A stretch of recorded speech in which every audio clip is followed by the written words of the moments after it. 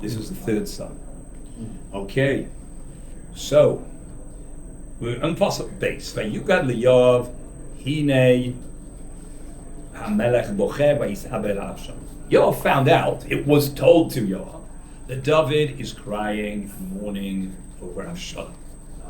As we mentioned at the end of yesterday's Shiur, obviously Yoav didn't expect David to be jumping for joy that his son was killed, but he didn't expect him to react so extreme, because it was good that Avshalom was dead, because that meant that everybody else was alive. And they'd won the war, and now they could bring peace back to the country. So mourning the death of Avshalom is really a bit out of place. You know, just like when a person's killed by Din, the family don't mourn him. Right? They're not supposed to mourn him. So this bothers Yoav, David's reaction. But he had to shua bayemahu le'evel l'chara. And the salvation, teshua means salvation, like the word Yeshua, to save. The salvation on that day became le'evel, as a mourning l'chal ha'am, for all the people. It means this celebrating everyone with this feeling of David was conveyed to all the other people, right? So that brought down the spirit, and instead of being a joyous occasion, and everyone would have put out the banners, and they would have been saying Hallel that they'd won the war, instead everyone was mourning and sad and walking around with long faces, and not one saying hello, and that was the attitude. Because the people heard on that day saying as follows: Ne'etzav HaMelech al beno. The king has become atzuv. Atzuv means sad. Right. The king is sad about his son. This is not the way people had hoped David would react, but that had an effect on the rest of the people, as you see in the next passage. Vayisganev ha'am bayom hahu lavo ha'ir. And the people something on that day to come into the city. Vayisganev. Vayisganev means, what's the root of Vayisganev? Like steal. To steal, right. So what's the tof mean? That it's reflexive, right? Something you do to yourself. So it means they acted upon themselves like thieves, meaning going in quietly, not making a noise, right? With thieves coming quietly, so no one notices them. That's the point. Right. Wait, Rabbi, where are you at? Pasuk Daled on page 43. To come into the city. It's the movements of people going in and out. It's very quiet, sedated, without the big fanfare. Kasher yisganev ha'am, just like the people would move around stealthily. Stealth is like a thief, right? Hanichlamim, who are embarrassed. Klima means embarrassed. Benusam, after having fled. Nus is to flee. Ba'milchama, just like people who are fleeing away from war because they've lost the war, and they would be embarrassed to show their faces and walk around hoping nobody sees them. That was the way people were walking around here. V'hamelech la'at es panav. And the king, what did he do to his face? Slowed it down? He covered. No, right, it doesn't mean slow down, it means to cover. And we had this expression beforehand when king was leaving Yerushalayim, fleeing away from Avshalom. He also showed his mourning by covering his face. With what did he cover it? I suppose with his head covering. It means in those days people didn't wear hats, and they didn't wear streimels, right? But what did they wear? Some type of kafia, some type of material over your head. So you take that and wear it over your face. Instead of being stopping over here, goes further down. Something like that. Okay? So he covered his face like Yizak HaMelech Kol Gadol, and the king called out in a cry. A big sound. B'ni Avshalom. Avshalom b'ni b'ni. And that's a continuation of what he said in Pasuk Aleph. Now, why he's saying it so many times, I don't really think it needs such a deep explanation, right? He's distraught. He's broken-hearted about his son. We're just saying, keep going on and on and on. The point is, it's still a deal. It's still a nuance. You know, how many times did he say it? This number of times? Many times? Like some. Really, one's Avshalom b'ni, one's b'ni Avshalom, one's twice, one's Avshalom b'ni Avshalom. There's obviously more to it than just the author describing how distraught he was. Is there any other place in the Tanach where it's so many times? Okay. Because I don't know the whole Tanach. Right. But it's very unlikely. This is like extremely descriptive of what's going on. Okay, so Chazal are bothered about this. Why does the author have to go into so much detail? Once, twice. You know how many times he says the name of Avshalom B'ni? 7 times. Yeah. B'ni Avshalom. B'ni, B'ni. B'ni, B'ni. That's only 5. B'ni, 6. B'ni, B'ni. 8 times altogether he uses the word B'ni Avshalom. Wow. So Chazal see in that as significant, the number 8, right? Because Chazal believed that there were 7 levels in Gehenna. Every time he was trying to pull Every him out. time he was trying through his prayers to God to pull his son out of Gehenna. And the 8th one was to bring him into Gehenna. Whatever.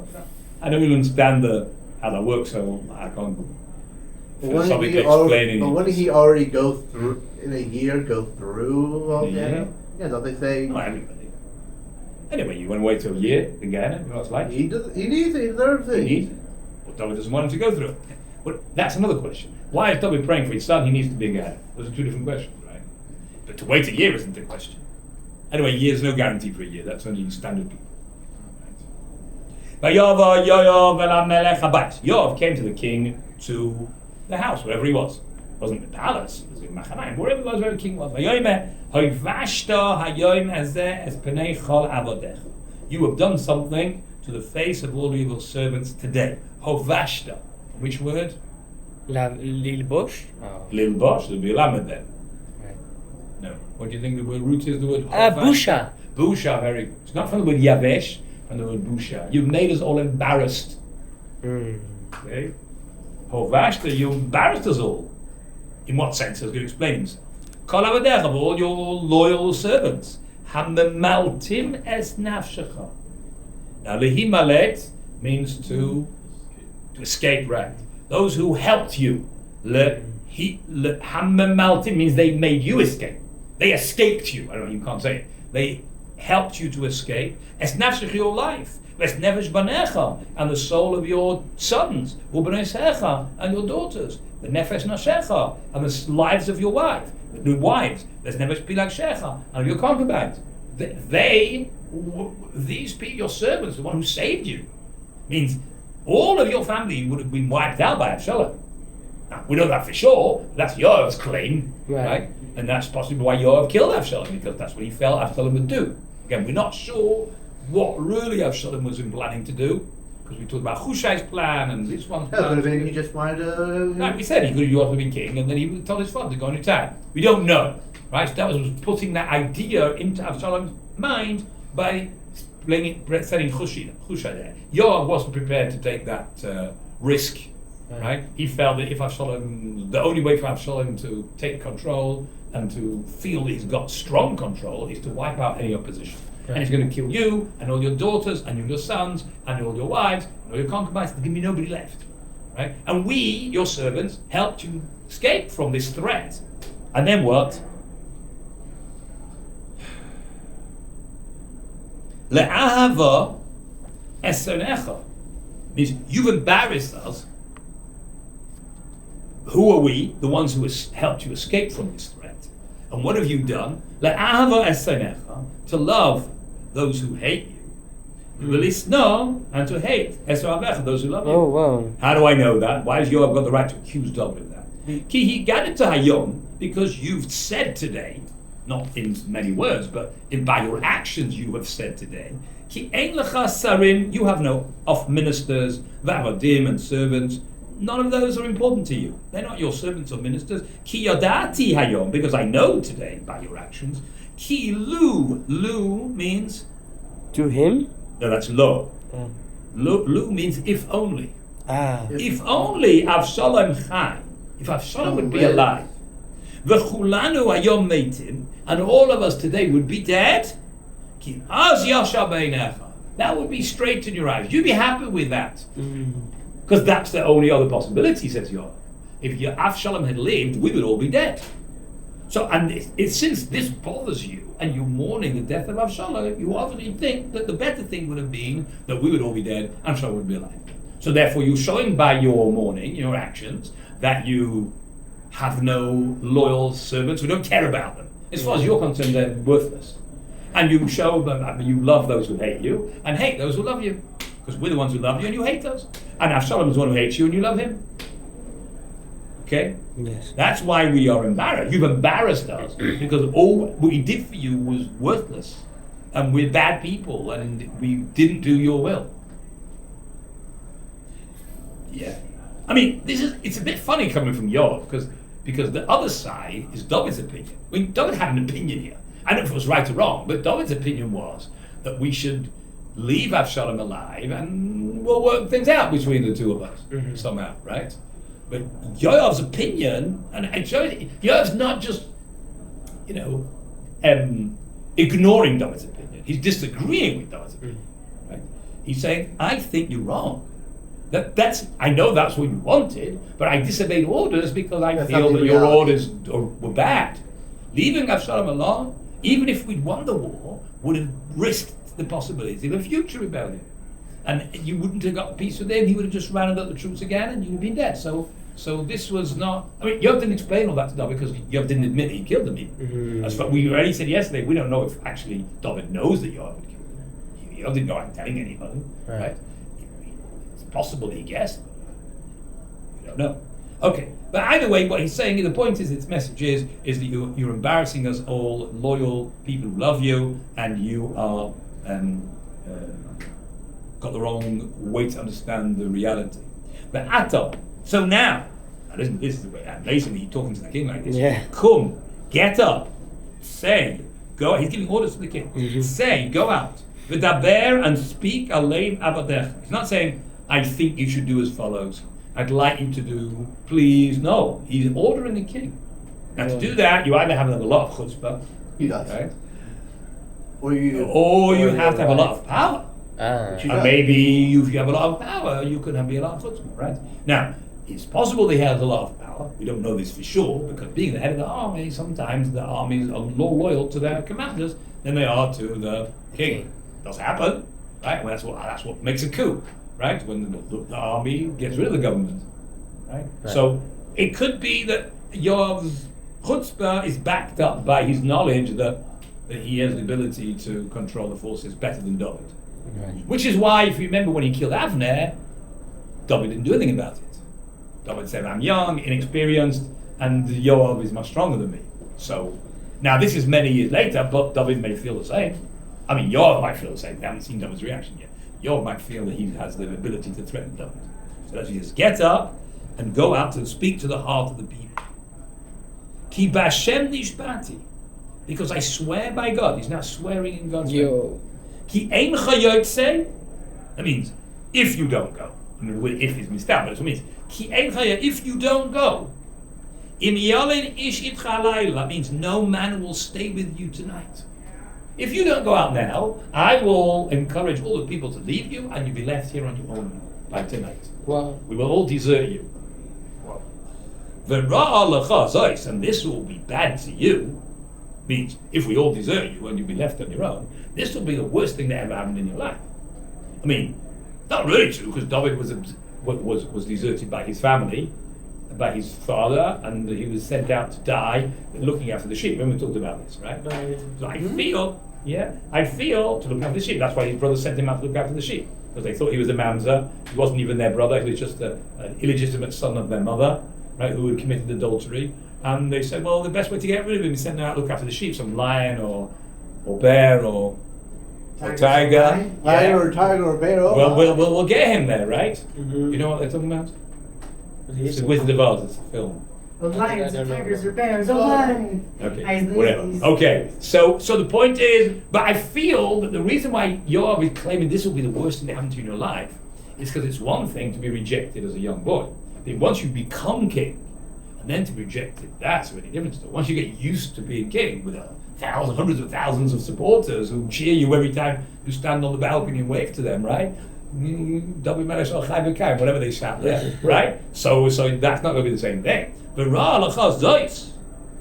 And this will be bad to you, or be more painful to you. From all the bad that has come to you, from your youth, Adata until now. All goes through the whole life, and lots of bad things have happened to David. This will not compare the feeling you'll have of devastation and what's the word? People leaving behind is the word for it, no? Loneliness? Yeah, loneliness, but I meant for everyone forsaking you. Right. Okay, so David got the point. I hear what you're saying, Yoav, right? Maybe it's not a nice way to say it, but Yoav felt if you don't put it down as it is, then David's going to say, no, be right. No, Yoav has to make it, no, exactly without. Too clear. Right. Vayakam HaMelech, so the king got up, Vayeshev Bashar, and he sat in the gateway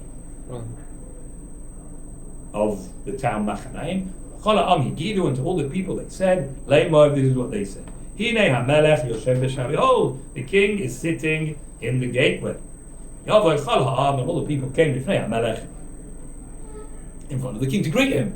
Right? Say shalom, and the king puts on a big smile, right? Maybe he had to pretend he was happy, but at least they made the people feel that they've done the right thing and not the wrong thing, as David had given them the feeling. The Yisrael Nas, and Israel fled. Now that doesn't mean after this, although it's the end of the pasuk, it doesn't mean the next thing happened. So they fled a long time ago, right? They fled in the battle. That's what I mean. Yisrael Nas means they had fled. Okay? You hear? No, if it would mean they fled now, what would it say? I've mentioned this at least 1,000 times since we started. Manos or something? We'd say Vayanusu, and they fled would mean the next thing. The Yisrael Nas, which also means they fled, means they had fled. Okay, not now they fled, at the end of the battle, Aish love, each one to his tent. Now we actually said that before, didn't we? We said at the end of the battle, when Yoav sounded the shofar to announce the end of the battle, it was in here, in Pasuk Yud Zayin, page 41. Chol Yisrael nosu Aish la'alav. And all of Israel had fled to their tents. So it's repeating it. Okay? The usual approach to that is because we took a break in the storyline to describe how David was told the story, and with Achimat and the Kushi, and then David hears about it and he's very sad, and the whole thing of Yoav we took today. So now we're getting back to the story. Right. So now we go back to the last part. So let's recap. Where were we? Right? That's the usual way. There's probably deeper ways of understanding. That's the way Rashi would simply say. I don't know if Rashi does say this. Let's go back to the beginning. Where were we?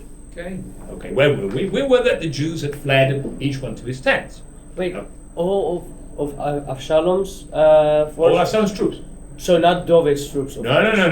Yisrael means Avshalom's troops. Right? Because they were the vast majority. That's the Israel army. Right? They weren't new soldiers. No. Right? They were the same soldiers that had been in David's army who'd sided with Avshalom. Yeah. What do you do with those guys? Nadon, and all the people were nadon, Judged. Yeah, means they were judging. What were they judging? What should we do? What do we do now? Right? Avshalom's dead. Do we just support David? I mean, there was a reason why they supported Avshalom. Okay, so Avshalom's dead. So what? Why did we support Avshalom? Not because he had longer hair and he was handsome. Because they felt that he was a better king than David. They felt that David had failed them, possibly because of the story about Shem. Again, we don't know exactly who knew about it, right? But that's very possible that was part of the reason why so many of the soldiers and so many of the people turned to support Avshalom. So just because Avshalom's dead, so let's find somebody else, the next son of David, or maybe someone from the house of Shaul, or maybe someone completely different. Let's have a vote. David's not the right candidate. Yeah. He murdered, what's his name, Uriah, slept with his wife. They didn't want a king like that. Yeah? They've had enough of David. Right? So they have to decide what they're going to do. So it became a big debate. That's what it means. It was a big debate amongst the people. What's the next step? Lema, HaMelech hitzilanu mikaf oivenu. The king, who they're referring to, we come from Avshalom, because he's dead. I mean David, right? The king David, hitzilanu, has saved us. Mikal oivenu, from all our enemies. Whom miltanu, and he helped us escape. Mikaf Pelishtim, from the palms of the Philistines. They stressed that presumably because the Philistines were very nasty and ferocious and a common enemy. So all our enemies, and specifically the Philistines. And David had done that in the past. Were the Pelishtim our most like our arch enemies back in the day? They were always a problem. Possibly because they actually lived in a part that was actually part of Eretz Yisrael. And we had to keep fighting to get them out, and then we only put them to corner, and then they came back until we got rid of them completely. But David has has saved them from the Philistines. But Atar, and now, Barach, he's fled, min haaretz, from the land, may al Avshalom, trying to escape from Avshalom. So, we owe a big debt of gratitude to David because he saved us from our enemies. True, we had a problems with him, but that's certainly part of the debate. Yeah? These are David's good points. And he's not here. But Avshalom, Avshalom, who we anointed upon us, yes, we did recognize him as the next king and we coronated him. So he's now dead. So what do we do? Va'ata. So now, what do we do? Lama atem macharishim. Why are you macharishim from the word cheresh? Cheresh means? No, that's not. Come on, what do you say? It's charif. Right? That's an excellent place, charish. It said charif. Charif means sharp. Right? That's No, what cheresh is, come over here a few times. Cheresh shayked of a cotton. Cheresh is a person who's deaf. But it actually means, in Chazal's, it usually means a deaf mute. Somebody that can't speak. Yeah, that's what it usually means. Not just a guy can't hear, right? Usually So it it's can not mean that, but it doesn't deaf, usually mean right? that. Usually a person who's born deaf can't speak either. He never learned to speak. Okay? But a guy who becomes deaf isn't called a cheresh. Doesn't have the same halachic status as a cheresh. Cheresh is usually viewed as being not responsible for his actions. Okay? The word cheresh means either deaf, mute, or silent. Okay, so here it means silent. Lama, why are you silent? Means it didn't automatically become, well, now we have to, let's send a delegation to anoint David. That wasn't the automatic reaction. People were just, I don't know, people were doing nothing. People were procrastinating. They didn't do anything. Okay? So the next point is, after people were doing nothing, people said, well, we've got to do something. We can't keep doing nothing forever. We're going to do something. So now, why are you silent about bringing the king back? Why are we not doing something about it? So that became the state. Let's talk about it, right? That was the discussion. Where was that the discussion? All the people were having this discussion. Right? But no one was actually doing anything yet. Now, a lot of people talk and talk and talk, but no one actually did anything. Right. Okay. But HaMelech David, the King David, Shalach, again it means had sent. Doesn't mean he then sent after hearing that people were doing nothing. Right? Yishlach would it Right? be? Yeah, it doesn't say Yishlach. HaMelech David Shalach. He, in the meantime, sent El Tzadok to Tzadok, the El Yasar, to the priests. Right? One was the Kohen Gadol, one was the second in command. If I'm not mistaken, El Yasar had been the Kohen Gadol, and Tzadok had been. Am I getting mixed up? Anyway, David had already told him that he's going to change positions and going to give the Kahuna Gedola to the other one. Lamar. So he sent this message to the two head Kohanim in Yerushalayim. He was still in Machanayim. He didn't come back to Yerushalayim yet. You know, if you guys don't want me, I'm not going to force myself to be king. You know, I should be king. God chose me as a king. The prophet wants me to be king. But what can I do? I'm not fighting the will of the people. Dabru el Zikne Yehuda. Speak to the elders of Yehuda. Lamar. This is what you should say to them. Lama tiyu acharonim. Why you should be last. Lahashiv es HaMelech al Beisai. To bring the king back to his house. Now, what does that mean? The elders of Israel don't want them back? Don't want them back? No, the opposite.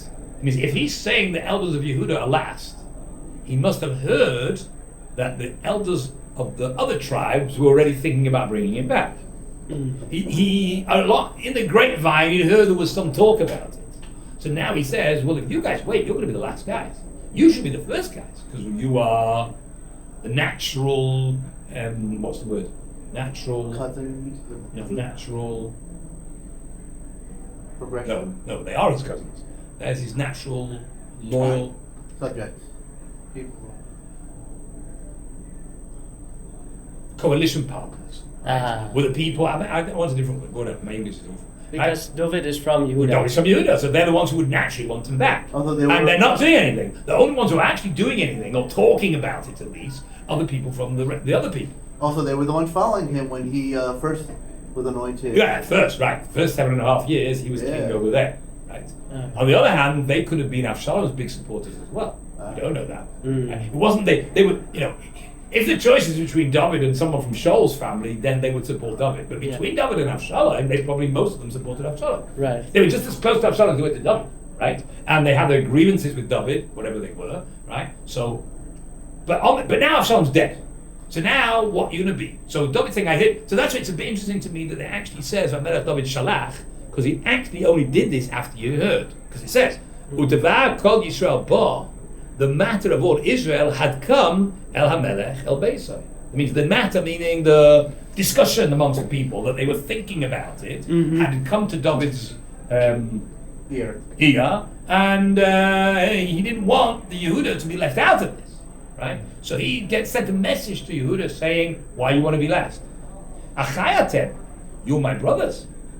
Atzmi, in English it's my flesh and bones. Oh, wow. Etzem is a bone, Basari is my meat. You're my flesh and bones. In Hebrew you say my bones and flesh. Right. Yeah. Atzmi Basari atem, we're relatives. Why should you be last? To bring the king back. Wow. David doesn't know that Yisrael are actually going to support him. He just heard talk about it. Now, if they decide not to, then David's got nobody. Right? Yehuda doesn't seem to be interested. Yisrael might be interested. So he wants to, it looks to me, he wants to play his cards with Yehuda. Saying, if you don't get interested, then you're going to look really bad, because the other people might say yes, and you're going to look back, because then you're going to join them. You're going to be the last ones to join. Yeah. So this will encourage Yehuda to say, okay, maybe we should think about it. Maybe they'll come and be first, right? Right. Because if David doesn't do this, it could be no one will join David. Yehuda's not interested. Yisrael might decide not to join. So David's playing his cards to get Yehuda to think about it seriously. Okay. Now David's doing some interesting moves over here. Ula Amasa Taimru. This is the question you asked me before. What we're going to do with all the rebels, all those who join Avshalom's troops? Do we just behead them all to make sure to do it again? Is that the right thing to do? Possibly. Possibly. But then you just encourage more rebellion. And then you don't have You an can kill them all. army. Yeah, you also don't have an army because most of the army joined him, so that's not a very good idea, right? But you can just let off, Well, maybe you can. Maybe you can just demote them all. All the Maybe, people yes, around. maybe you should just do the opposite. Let's see what he does. Ula Amasa Taimru. Who's Amasa? Yeah, I don't know. You do. Come on. I mean, When we get you That was the good chance. I'll give you a chance to think about who he is. Amasa. Come on, we have. we talked about Yes, this we guy. did. That's why it's a good know. Who is he? No, I don't remember. He's the head of Avshalom's troops. Another nephew of David, remember? Yeah, Amasa's yeah. mother is another sister of David. One sister is Yoav's mother, one sister is Amasa's mother. And Avshalom appointed Amasa as the head of his troops. Right. Now David's making a very, very interesting move. He wants to get rid of Yoav. David finally decided that he's in a powerful enough position to get rid of Yoav. Now it could be because he knows that Yoav killed Avshalom. Doesn't say that here. I don't know. Right? He definitely killed Avner. Right? He definitely killed. Brother, nephew? Oh no, that was. No. No. Not He yet. killed somebody else. No, he did kill. No, he did kill. Avshalom, but I don't know if David knows that. But he killed Avner, right? Yeah. And there is actually another army. David doesn't need Yoav's troops. Yoav says, if you don't listen to me, we're all going to leave. Right? David doesn't really need Yoav's troops. There is another Jewish army that might support him. Who that? Israel. That's Amasa's army. You understand? Amasa was the head of Avshalom's army. So although they were loyal to Avshalom, Avshalom's now dead. Right? So they have another commanding officer who they're loyal to. If David can get him on his side, he doesn't need Yoav anymore. Why doesn't Amasa just go take the throne? Because he has like the biggest army. Because he has no claim to the throne. Just because he's David's nephew, he's Yeah. not descended from David, right?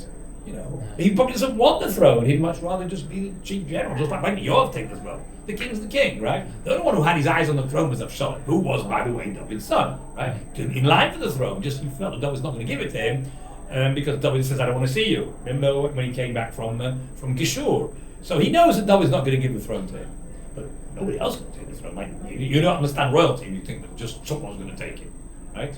I mean, you're right. But certainly, Amos doesn't feel he's in line with the throne. Okay, but David thinks, if I appoint Amos as head of the troops, then maybe we don't need Yoav anymore and I'll have this great army without Yoav. Yoav should really be put in his place. Amasa, just backed the wrong horse, that's all.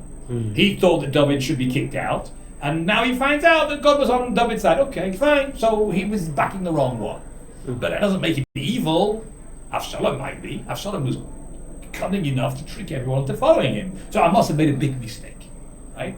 But backing the wrong person is a big mistake. Doesn't mean you do Russia. The only Russia in the story over here is Avshalom, right? And that's why he's in the 7th level of Gehenna. So he got pulled out. But he's really bad. Well, the other guys are going to be innocent in a sense, right? Just Avshalom was very, very good at fooling everyone. So David's prepared to, what they call chonen. Chonen is to give chanina. How do you say that? Branch? No. Yes. Well, there's a word for it in English. How do you say it? To give when a president gives Clemency? people. There's another word, isn't there? The president gives people. Let's Pardon? Pardon. Pardon. That's what we say. Oh, when you He let off would a say, criminal. yeah. Pardon, Just yeah. to give a pardon. Pardon. Right. So that's what he could do. David is there, especially now he's won the battle. So that's really what he's doing. But not only is he pardoning Amasa and his troops, he's actually making Amasa the head of the troops. And now he feels, well, Amasa will be okay about that. His king's dead. We'll join the, not really join the other side, he's joining the only other candidate. Just pushing them into doing it, what would have come in any case. Because even if they didn't like David as king, they didn't have any better candidate for king. Okay. Well, Amasa Taimru, Haloi Atzimi Ubisariata. Behold, no, are you not? Haloi, are you not? Is he actually talking to the mass? He sent this message to Amos. He sent a message to the people of Yehuda. And he said to them, you're going to be last, you're going to let the other people be first. Are we natural partners? You're my flesh and blood. Come and support me. And tell the following to Amasa, that you're my flesh and blood, even closer, right? Because he's David's nephew. So God should do to me. And he should do even more. That's like, I curse myself. If you will not be my chief of staff for me. Head of the army. All the days, Tachas Yom instead of Yom. So I swear to God, or I deserve to be punished by God if I don't appoint you as the head of my army. So that's my guarantee to Yom. It's not just, I'm not just saying so, I even curse myself if I don't do it. So it's clear, not even just swear, it's even more than swearing. Right? Not just swearing, I promise to do it. I put a curse on my head if I don't do it. Yo. Okay? Alright. So that's he's hoping this will influence Amasa to side with him. Vayet es levav kol ishuda. Vayet means to stretch out. When Moshe went to stretch his hand out with his staff over the Red Sea, right? Vayet Moshe es yoda, he stretched out his hand. But here it means slightly different. It means to it's the same idea. It means to tilt something. To tilt someone's into a different direction. They were going in one direction, and now he's guiding in that direction. That's what Vayet means it doesn't mean to stretch out, it means to put it in a certain direction. Like, so he's directing that the heart of all of the people of Yehuda was directed K'ish Echad, like one man. Means they unanimously agreed to follow David's suggestion. Didn't take time to persuade them all, they all agreed K'ish Echad, Belev Echad, like one man. Yishlochu el HaMelech, and they sent a message to the king, Shuv Ata, come back. Then you see clear that David was happy to stay where he was. You don't want me, I'm staying where I am. Right? I'll be the king of Machanaim, that's all. I'm the king of my group of people, right? If you don't want me back, you'll have to find your own king. Shuv Ata, come back, V'chol Avadecha, and all your servants, means all your loyal people, your troops, come back. Yeshev HaMelech, so he comes back. Yeshev, Yoshav, not Yeshev. Yoshav HaMelech, Yeshev would have been sacked. Yoshav HaMelech, and the king returned, Vayava Arayadim came to the Jordan. That was the natural border between the east and the west. So the people were coming from Yehuda to greet him, and he was coming from the other side. The Yehuda Ba HaGilgala. That means the tribe of Yehuda, not Yehuda. The tribe, or the representatives, the elders and the leaders of Yehuda had come to Gilgal. Could be they arrived there first, before David. Laleches, to go Likras HaMelech, towards the king. Lehaviris HaMelech es HaYarden, to cross the king over the Jordan. So it means it looks like as soon as they got David's message, they wanted to be the first there. They shouldn't be last, they want to be first. So they quickly went to the Jordan, the intention to go over to the other side and escort the king back over the Jordan into the land of Israel, which was really his main... Back out of exile. Right, he was sort of in exile, right? He was still in land controlled by Jews. It was where the three, we learned the 6 parasha, right? Reuven, Gad, and Sheva Manasseh, they were the ones who lived on the eastern side of the Jordan. But that wasn't the real Eretz Yisrael was the other side, and they were going to escort him back home. So they were intending to cross over the Jordan to bring him over. Okay. Vayemaher Shimi ben Gera vayamina. Now he was in trouble now. Whoa, big trouble. Who was Shimi ben Gera? I'm not telling you, come on. Shimi ben, I remember because I've heard this many times. He the Right, more than insulted, correct. Yeah, the one that threw the rocks. The one Right, that was and like, cursed you. David. he was a descendant of Related Shaul. Of Shaul. Related to Shaul. Right, good. He was the descendant of Benjamin, and he was the one who cursed out David, saying, "Get out of here, you adulterer, you good for nothing." And then Yoav- murderer. Yeah, it wasn't Yoav. It was Yishai. Abishai. Yishai said like, why should this dead dog curse? Curse you, let's go and chop his head off. And David said, leave him alone. well, he'll get his. Whatever. Hashem told him to curse me, that's why he's cursed. Right? Now, now Shimi did this for two reasons. First of all, he really believed him. Yes, but you wouldn't normally say that to the king, Yeah. because you've got your head chopped off, right? Yeah. But he thought the king's clearly God's got it in for the king. God's punishing him for all the terrible things that he's done. Which right? God was. Which he was, but that in his mind that meant that David's lost his kingdom, right? He didn't realize it was only a temporary until David does tshuva. So at the point, and it could be, we said it, David's tshuva might have been the fact that he didn't do anything to Shimi. You understand? David was, in a sense, a bit quick on the trigger, getting rid of Bathsheba's husband, right? And now, by all rights, he had the right to chop Shimi's head off, right? But he didn't. And he said there, maybe God will see my actions, which I read as my being patient with Shimi, as a sign that I'm, I bettered myself, I'm doing tshuva, right? And maybe that's exactly was the turning point that brought David success. I don't know exactly. But Shimi never reckoned on that, right? And he was sure that he didn't have to worry about the future, but now he does. So he's the first one to come back to beg for forgiveness. You have to give a good explanation, right? In the Benjaminite. He comes quickly, because he's going to be there first, before anyone else. Right? Don't wait till everybody else accepts him as king, right? Because then you say, oh, you joined me because you saw that you had no choice. No, even when there was a choice, and nobody else had yet, and you have to show you're the first to come back. Hashem mi Bachurim, who was from Bachurim, that was the time where he left cursing David. But Yeved in Ish Yehuda came with the people of Yehuda, even though he's not from Yehuda, he's from Benjamin, right?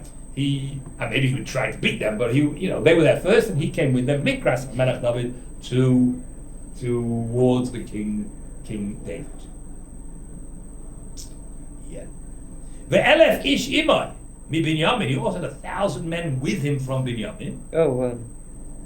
It looks like he brought them along, right? He wanted to show David that he'd encourage their support. It's not just me. Look at all these people I brought to support, even though the rest of Israel hadn't yet arrived, right? Or they may have not sent a delegation yet, but Shimi, brought. It looks like, it doesn't mean these 10,000 people came on their own, because that what's going to do with the story. Who cares, right? It means they were with him, right? Imo means with the same idea in mind. It means he had rallied these guys up to show their support for David, so he could say to David, "You see how I really support you. I didn't have to do this." So that he was seriously regretted what he'd done. And also somebody else, Tziva. Now, if you remember a long, long time ago, it wasn't so long ago, right? We discussed, it said when David left the desert, it says that in that night there was nobody left. By the morning, everyone had crossed over the Jordan running away from Avshalom. And it says nobody was left. Adechad, remember? Yeah. Until one. And I said, well, that sounds like one was left. Who was the one who was left? So we didn't know. So I think this possibly is a giveaway who it was. Who was it? Siva. Why is Siva coming with them? Wasn't Siva with them? Wait, who is Siva? Siva, sorry. Who's Siva? Sorry. Siva was the servant of Mephibosheth. Who was Mephibosheth? Mephibosheth was the grandson of Shaul, right? Who was a cripple, who had fallen from the hands of his nurse when she heard the news of Shaul's death. She fled away from the Philistines at Palishtim. And he had, for many years, David found him, being looked after by somebody. And David said, I want you to eat in my palace, because he was the only surviving son of Yonasan, who was David's best friend. And David had promised Yonasan he would look after his family if anything happens to him. And he said, eat in my palace, you eat in my house, and Siva will look after your fields, which David had originally looked after, thinking he was the closest descendant of Shaul, whatever, something like that, because Shaul had a daughter who David was married to, right? So it could be that Michal inherited all Shaul's estate and David looked after it. And then when he found out that he had a grandson from Yonasan, so then David gave this to Mephibosheth, right? And then he told Siva, you look after it for him because he's not going to be able to do that himself, A, because he's crippled, B, because he's living in Yerushalayim, right? He can't go every day back and forwards because he's not able to. Okay, so he lives with me. You look after him. Okay. When David fled from Yerushalayim, running away from Yerushalayim, Siva turned up with 200 loaves of bread and some wine and raisins, if you remember. And David says, "What's all this for?" He says, "Oh, this is for you." And he says, "Where's your master?" I would have thought he would join you too. He says, "Oh, he decided he wants to become king. He's hoping that Absalom will get killed somewhere in the battle or whatever, and he'll become king because he's descended from Shaul, right?" So David got so annoyed with Mephibosheth, ungrateful person. I looked after him and I cherished him and he ate in my house the whole time. And this is his gratitude to me. So he said, all the property that I gave to Mephibosheth, I give now to Siva. Unless he won't. They should, right? Don't give it away, right? That was the story so far. Now, we never reported that Siva left then. Didn't say that Siva left, but it's clear Siva left. Because now he's not with David on the eastern side of the Jordan, he's coming with the people of Yehuda and Shimi ben Gera from the west. So he must have said goodbye at some point in the story, right? So that was my suggestion. He said goodbye to him. So I brought you goods, and I'm staying around, right? And he went back home. He didn't stay to fight with David. He wasn't that loyal to David. He just wanted to send him some food, too. All right. So now he comes along. What's he worried about? Well, let's see. But Siva came along as well. Now, Beis Shaul. Shaul was also from Yehuda? Oh, Shaul was from Yehuda. Okay. Right? The Chamesh is Osabonov and his 15 sons. The Esrim Avodah Itai and his 20 servants with him. Now, why are they coming? You could, well, they're loyal to David, so they want to show their loyalty. But why are they in such a hurry? What's the big deal? I mean, the men of Yehuda are hurrying. Why? Because they want to be there before the people of Yisrael. Shimi's hurrying because he's in big trouble, right? Why is Siva in a hurry? So we don't know yet. Let's carry on. But then he came as well. Okay? But Solchu Hayarden, I don't know what that word means, so it's clear from the story that it means they crossed the Jordan. It's an unusual word. Lifnei HaMelech, in front of the king. In front doesn't mean ahead of him. It means before the king crossed over, they crossed over, so they were now in front. They crossed over to be in front of the king. The king was still on the east. And they crossed over the Jordan to bring him across. And the passage passed over. That means a ma'aboret. They say what's it called? Ma'aboret ha'chalal. It's called the, how do they say it? The space. It's diameter. The thing that goes up to the circumference. No. The Apollo. It goes up to the chalalit is like a spacecraft, right? But I think a ma'aboret. There's a different name for the one that goes up and down. The rockets just go up and then they leave all the rest behind, and then that's it. And then they jettison back and they land in the sea. That's how it's in terms of Apollo. And then there's a new thing called that flies up and comes back. Elon Musk. Right. No. Before the one that blew up, Voyager. What was that called? Voyager was its name. What was the name of the thing that they flew in? Spaceship. Shuttlecraft. No, the name for it. Shuttle's the thing that takes you to Iran. No. Anyway, that's called because it takes the people up there and it comes back. Okay, so a ma'aboret is a thing that crosses a river. You would say it's no. It's a thing that travels across the river. Oh, it's like a boat. It's a ferry. It's a ferry. That's the word. A ferry. Okay, so the ferry which crossed people over the river. It's not like a big river, the Jordan. It don't take 2 minutes to cross over the ferry, but you get wet if you don't use a ferry. And for some reason they didn't have bridges. Or they did, but the bridge was upstream, whatever. Okay, so there was a ferry crossed. So the Avra Ha'avara, and the ferry crossed La'avir Es Beis HaMelech to cross for the kings. I don't know if the kings crossed yet, but the ferry, which may have been on the west side, crossed over to the east. So the people of Yehuda, or Shimi and Siva, they all crossed the Jordan in front of the king, and the ferry also crossed.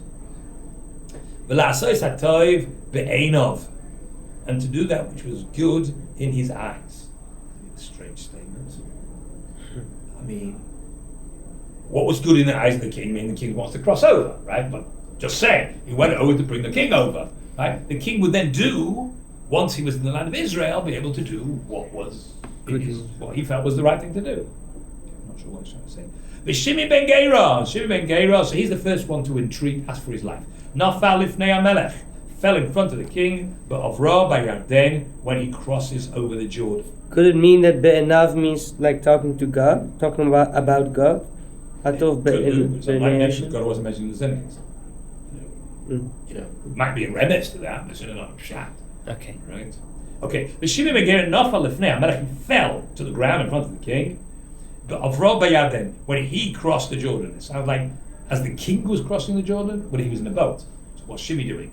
It means the king's now crossed, and Shimi, as he crosses, and he's just put his feet on the western side, Shimi falls to his feet. And he says to the king, Al yachshav li adoni avon. Don't reckon, my master, to me a sin. Means please don't hold it against me what I did. Clearly I'm not stupid, I'm not denying what I did, but don't consider it sin. Why shouldn't I consider it sin? You have to give me a good explanation, right? Why not? The altiz kar es asher he'eva avdecha, and don't remember that which your servant sinned. I'm not denying it, but I don't want you to remember it. Same word. Avon is a sin. He'eva is just the verb from avon, to do an avon. Bayom, on the day asher yatsa Adoni HaMelech miYerushalayim, on the day that my master the king left Yerushalayim, lasum HaMelech el libo, to the king place it upon his heart. So please don't remember and what I did. I know what I did, and you know what I did, but please don't reckon it as a sin. Don't count it as a sin. Don't remember it, and don't place it on your heart. Why not? Because your servant knows that he sinned. But first the point is I admit that it was wrong. Okay, that's the first thing. You don't deny it. You say, well, I didn't mean it. It was a joke. Yeah, I was drunk. No, I recognize that I was a mistake. I'm not denying what I did. Which is very similar to David. Remember when the Navi came to David and said he sinned with Bathsheba? David didn't deny it. He said, you're right, I sinned. Right. No, I Shaul. Remember, Shaul said, I sinned, but. Yeah. Right? But, it wasn't my fault. No, I admit it was my fault. I have no excuses. Right? But, he says, maybe you'll forgive me. Hine, behold, Basi Hayom Rishon. I'm the first person. So that should be held in good. I didn't wait out to see how things play out. Because the point is like this, once my mistake was, I think this is the way it is out. My mistake, I thought God was not on your side. Right? Clear. Now I see God is on your side, and I say, well, maybe we should pick somebody else, right? Which everybody else is humming and hawing, and we're taking the time over when we should find them better. No. So I've learned my lesson that God is on your side, and once I see if God's on your side, then you have to be king.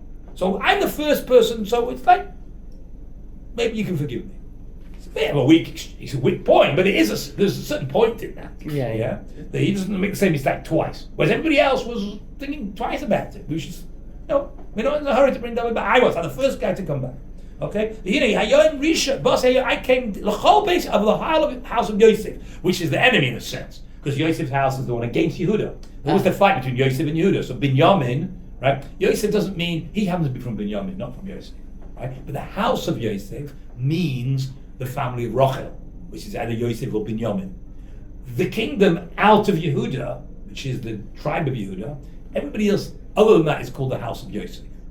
Right? Why? Because Yosef is the prime mover of that family. Because Yosef got Manasseh and Ephraim, which are the two prime tribes of the other tribes. They took up a lot of area, Manasseh on the eastern side of the Jordan. So there, and it's always seen, Yosef and Yehuda are the ones who have the showdown on Pashas Vayigash, Yosef and Yehuda. So he happens to be from Binyamin, but he's a descendant of Rachel, and it's all part of the same side, of two sides of the family. It's not the difference between the northern kingdom and the southern kingdom, because the northern kingdom and the southern kingdom later on, right? Binyamin was part of the southern kingdom, right? So it's not that. He's not referring to the house of Yosef in that sense, because that hadn't existed yet.